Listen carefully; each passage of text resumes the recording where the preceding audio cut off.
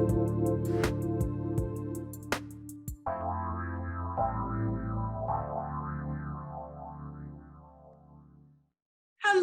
everyone. Welcome back to Champion Your Life with me, Leanne Champion. I hope you're enjoying your day wherever you are. It's a beautiful fall one here in Connecticut. Today, we're going to actually talk to all the people pleasers out in the world. And more specifically, we're going to talk about becoming more aware of people pleasing tendencies and eventually learn how to implement our tagline, which is learn to speak your truth in love. Learn to speak your truth in love.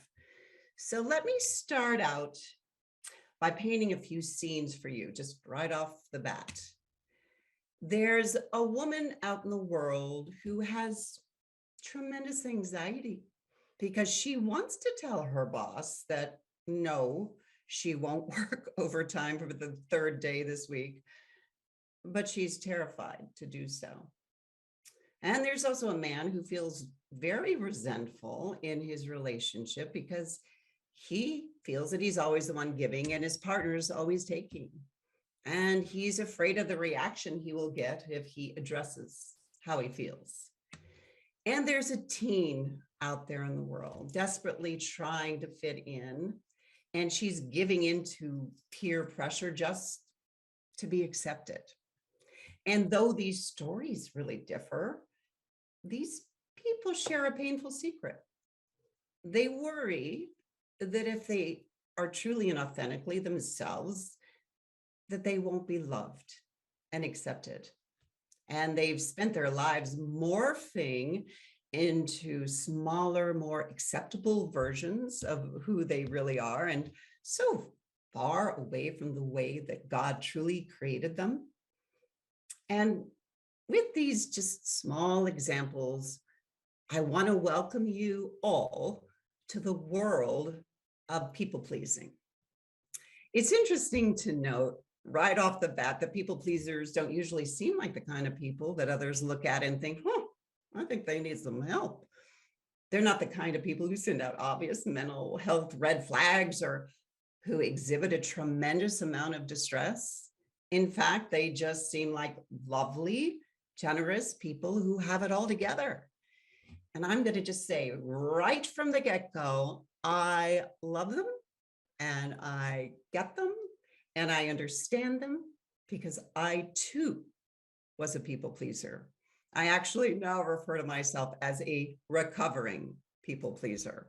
But truly, in my teens and early 20s, I used to listen in awe as my friends splattered their bold, unfiltered truths across our conversations. I mean, they had no problem telling it like it is. And I, on the other hand, just wanted everyone to be good. I wanted everybody to be happy, no matter what. Genuinely felt that it was my job somehow, and I would just jump through hoops to make sure everyone was okay.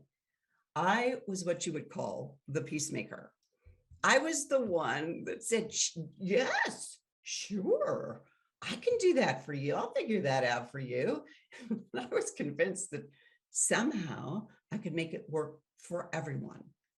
It was really wild, right? But I really tried. Somewhere along the line, I started around in my 30s, I started to realize and come to the conclusion that people pleasing was really way too exhausting. And that exhaustion, I realized in that exhaustion, we tend to lose ourselves really fast. In a way, it's interesting. People pleasing can be very addictive. I mean, it does feel good to help others, right? But if it's at the expense of you, it can become debilitating. The problem for people pleasers is that they inevitably run out of people pleasing steam. I mean, what starts off as a genuine desire to love and please others can turn into resentment, right? And good old fashioned anger. So human, right? I mean, people pleasers can only please so much before they crack. And some will crack and you will never know it. Their behavior might be a little different, a little passive aggressive, or sarcastic, and with seemingly no reason. But you know what? There's always a reason. In the years since my more extreme people-pleasing youthful days, my coaching has led me to speak with other recovering people pleasers. And I have found it fascinating in my research that people pleasing is actually learned at a very young age. And often it will involve a parent or a caregiver who has very little patience and gets set off easily. And when we're little, we figure out that there's almost a formula, right, for this child-parent dynamic. If we please that parent will stay calm, right, and happy. And once we figure this out, well, we keep this tool handy, because then we realize, oh my goodness, this works with a lot of different kinds of people. Interesting to acknowledge that this skewed tool can stay with us if we aren't careful for a lifetime. Now, within a family, a form of people-pleasing could show itself by humor. I mean, if you can make someone laugh, I mean, wow, that can settle a room, can't it? It can deflect any negativity going down. So at its core, people-pleasing can be a form of defense, can it? I think all the families in the world should thank the people pleasers, because they did a lot to keep the peace within their families. But you can see where it could be a very fine line for the people pleaser themselves, as they often take on the brunt of the energy.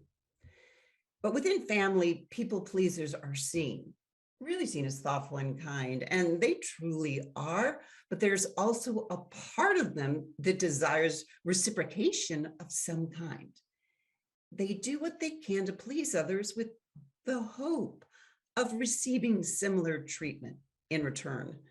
It's interesting. When we are people pleasers, we are often looking into another person's eyes and immediately trying to guess what it is that they want me to do.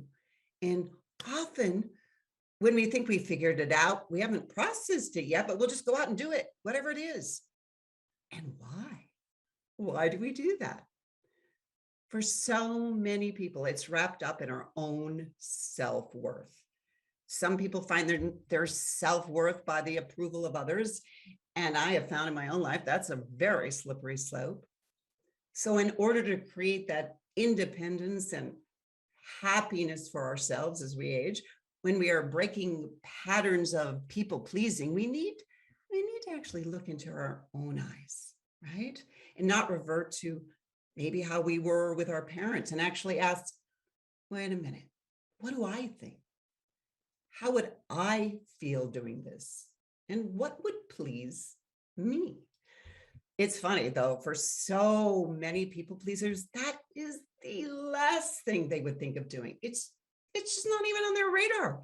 They are so accustomed to looking outside of themselves, actually preferring to do things for other people. And boy, oh boy, there is a fine line between helping others and being a people pleaser. And mistaking one for the other can be detrimental to our soul, to our well-being. I love this slide that I'm going to show you all. When you engage in people pleasing, you are out of integrity with yourself, your goals, and your dreams, in your life's mission. I'm going to say it again because it's so powerful. When you engage in people pleasing, you are out of integrity with yourself, your goals, and your dreams, in your life's mission. And I can remember a powerful moment for me when I was letting go of some of my people pleasing scenarios. And one of them, I was serving on a board, and that had really, truly been life-changing for me for many years, but now was actually going a different direction. And I began to realize I no longer belonged on that board. It had nothing to do with them. It was more that I realized that my skill sets didn't really match their new vision. And that was okay. But it was one of those moments that I had to really ask myself, wow, so Leanne, why is it hard for you to leave this board? And I realized it was the connection, right? We're all wired for connection to other people. But then I had to take it a step further. I had to say, are you staying to people please the others? Or did I just not want to say goodbye to this tribe? You know what? I actually think it was a little bit of everything. So what did I do in this situation? I stopped, I paused, and I did what I teach you all now. I reflected, I refined, and I rebooted. And I left that board. I've spoken with so many people who are working towards conquering their people-pleasing patterns, and some may be recovering from codependent relationships and are now setting more empowered boundaries for themselves. But most importantly, what's so beautiful to see is that they're learning the art of speaking their truth in love. I mean, if you spend the majority of your time focused on others' needs, I mean, you are going to drain yourself and be emotionally deficient 95% of the time, solely focusing on other people. And that's where the math never works in your favor, right? It only highlights a major issue in your life, because a people pleaser really is just accommodating dysfunction. And ironically, the dysfunction shows up in both people's lives, the people pleaser and the person being pleased. So I want to just give you 3 simple steps that are so simple that you won't forget them, which is awesome, right? Number 1, if it drains you, or if it causes you resentment, or if someone doesn't reciprocate in your life, you need to pause and ask yourself, why am I doing this? Once again, if it drains you, if it causes resentment, or if someone does not reciprocate, you need to reflect, refine, and reboot. I think this very simple tool will, in fact, paint a bigger picture of how to get beyond the level of draining your own emotional bank account. Remember, this is key. Giving, caring, and pleasing others is supposed to come from such a purely enthusiastic and compassionate place. It should not involve any anger or resentment or hope of reciprocation. So it's interesting, if that seeps in while you're giving, then you're really not giving anything pure, right? You're merely sacrificing yourself. And I know one will argue that sacrifice is noble and kind and bold, but doing it every day with everyone or many, many people in your life, you know somewhere that deep down inside, it's just not a great way to roll. Here's just one more interesting thought. What if disappointing people doesn't necessarily have to be a red light? Doesn't have to be a bad thing? What if sometimes it's actually a sign that you are merely aligning with the best version of yourself? Ever thought of looking at it that way? We're going to go for a quick break here. And when we come back, we're going to blow our own minds and discuss 4 truisms around people pleasing that will help you to break this pattern for good. And I promise you might be hearing yourself in some of these examples, but it's okay. You've been listening to Champion Your Life with me, and we're going to be right back.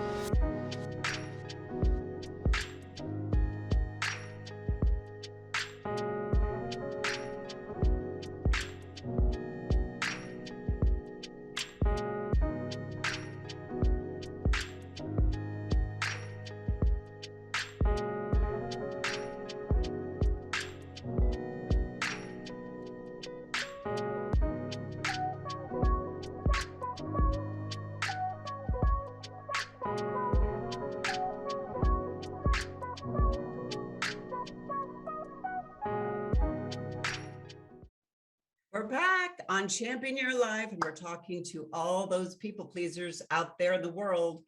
There's a lot of us. We are now looking at the 4 truisms that will help you break people-pleasing patterns. So here we go.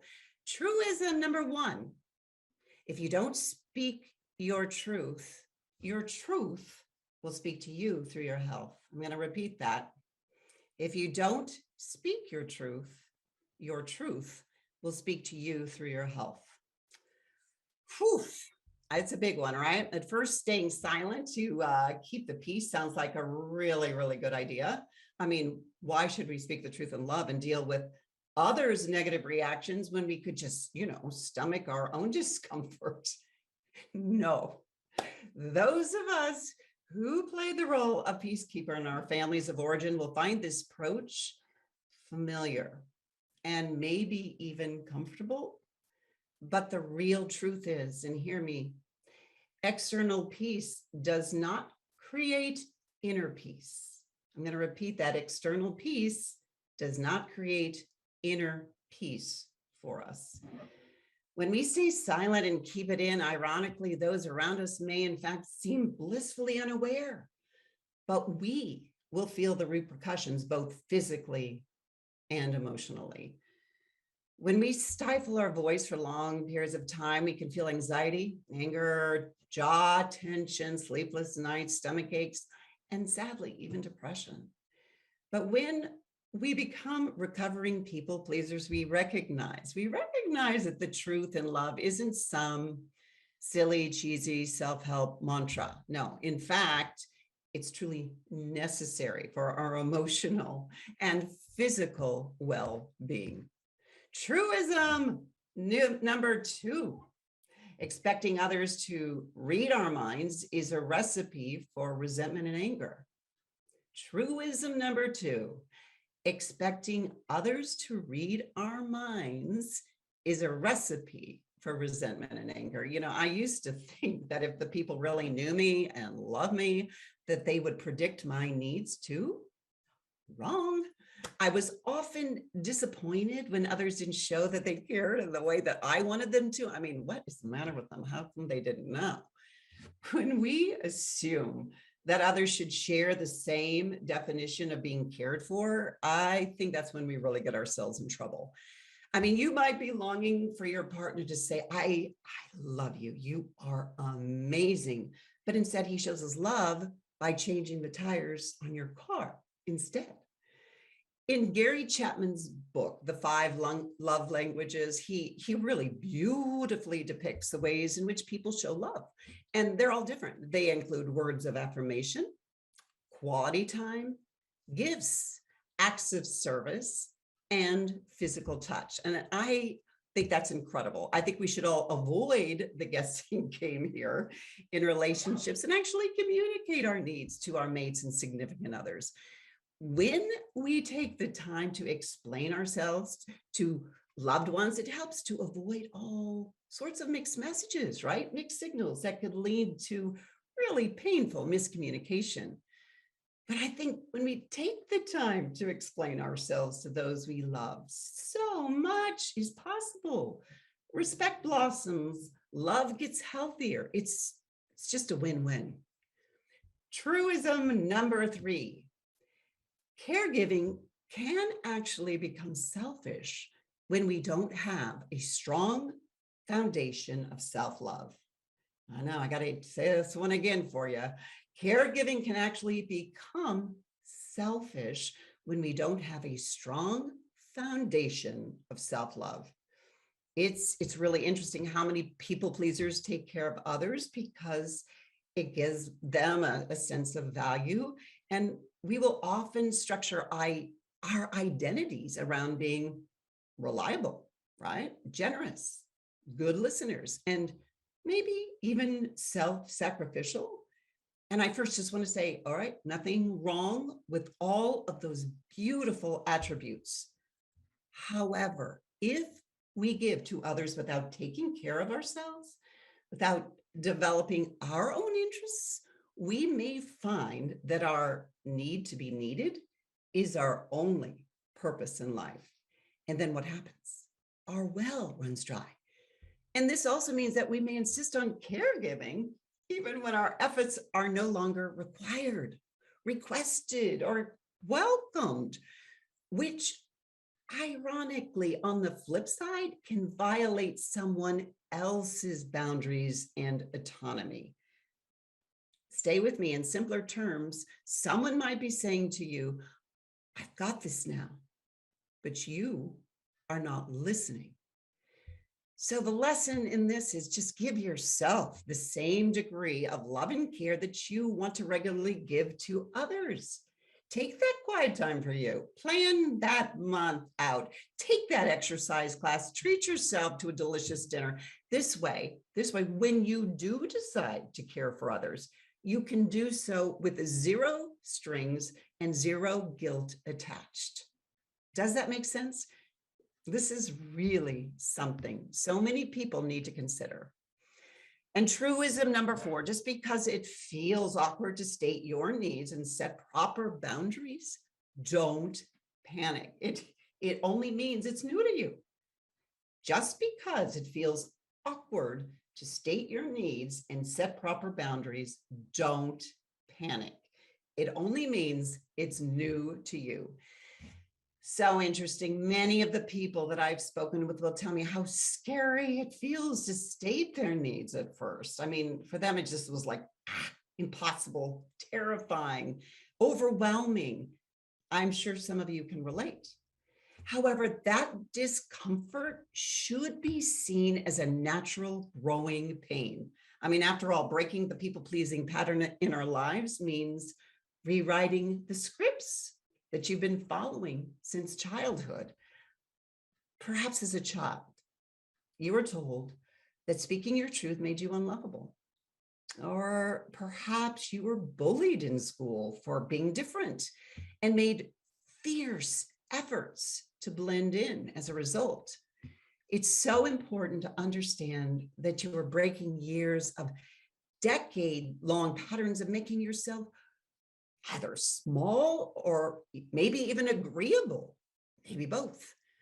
But the good news is all of this will feel challenging, less challenging with practice. I mean, every time you do it, less challenging every time. And I also want you all, just for a moment, to reconsider the emotions of anxiety and discomfort in these instances. Instead of interpreting the feelings of anxiety as a sign that somehow, oh no, I'm doing it wrong, while you're stopping, right, a pattern of people pleasing, I want you to reframe it. Reframe that anxiety and discomfort as a sign of growth. Yes, that you are indeed doing something new and positive. And yes, there's going to be some discomfort involved. Yes, you might feel anxiety, but you are growing as well. So interesting. After setting a boundary, many of my clients will say, oh my gosh, I suddenly feel like just this really bad person, like a bad wife or bad husband, a bad colleague, girlfriend, boyfriend, whatever. You are not. You are not. I want you to hear me on this. But you know what's happening here? What's happening is your nervous system needs to catch up with you, with all your growth. And sometimes it just takes a little time, but it will catch up. You will begin to understand this process and let it flow. So just when you're feeling that discomfort, all that anxiety, don't panic. Just breathe and know you are on the right track. You know, in wrapping all of this up, there are just few things that will affect you in life as much as being a people pleaser. And I mean, both in business and in life. I believe this shows up for many people in some capacity. And it's interesting, we can have broken the people-pleasing pattern in several areas, but it may still show up in a few other areas. And if we are not conscious and aware, what we do in those moments is we basically hand the reins of our lives over to someone else. And I want you to remember that you are not usually their number one interest.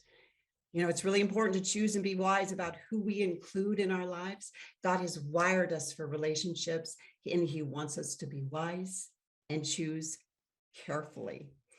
I'm going to leave you with this thought. Please choose the right people who also care about you, with whom you have a deep connection.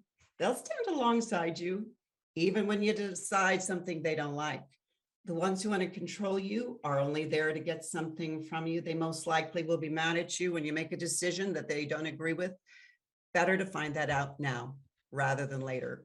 I want to encourage you that by setting boundaries, you've just done some serious, life-changing, recovering, people-pleasing work. And this doesn't happen in a day or a week. It's often just part of this emotional intelligence journey of our lives. This takes time and effort to grow, but you know what? Boy, is it worth it.